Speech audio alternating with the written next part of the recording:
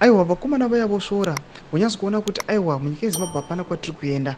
Vanouya vachitaura mashoko vachiti aiwa gavhmeni yenyika yezimbabwe apa inofanira kumboadresa nokuda kwekuti aiwa vanongokoshesa zvinhu zvinoita kuti varimene on to power kana zvinoita kuti vaonekwe kunze uko sekunge vanoita zvine musoro. Dzimwe nguva panenge pasina zvapo. Sandapinda mashoko atinoona kuti aiwa pano apa panoda kukorektiwa kana panoda kugadziriswa with immediate effect. Not about subscribe or like or turn on the bell icon.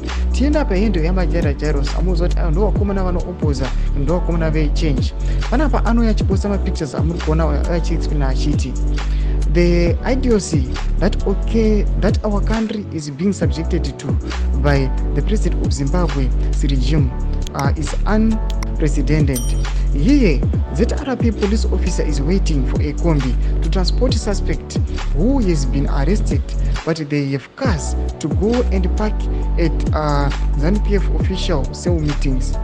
Anoposta mapictures amuri kuona uyo kuti uyo isuspect rabatwa nemapurisa. Yes, tikuona vari kugona kubata basa, vari kubata masuspects, but panapa ari kuya ari concerned achiti pane nhau inofanira kuadresiwa kuti aiwa these guys vanopasika ma-luxurious cars pama-headquarters avo kana kuti mota dzedza the Sabc dzamaona dzakommissioner, but tikuona kuti when it comes kubata masuspects vandotsvaka kombi yekuti vakwire kombi iyoyo kuti vaende nesuspect abatiwa uyo. Zvatoona kuti zvinenge zviri at a risk yethe police officer. Umoona kuti aiwa kana asina avehicle anokwanisa kungoatakiwa neagang yevamwe vanhu veumwe abatiwa uyo esuspect. Zvatoona kuti ndo zvinenge chidzikisa credibility yemapurisa enyika yezimbabwe. Tikuona kuti vakomana vari kuya vachiti aiwa the government inotungamirwa nemutungamiri wenyika inofanira kuimprova these things these aspects ichiona kuti aiwa these things must be addressed. Tiudzai mafungiro enyu muri kudii pamusoro pemashoko avo. Pinda comment section medu kuti mafungiro enyu. So subscribe or like and turn on the bell icon.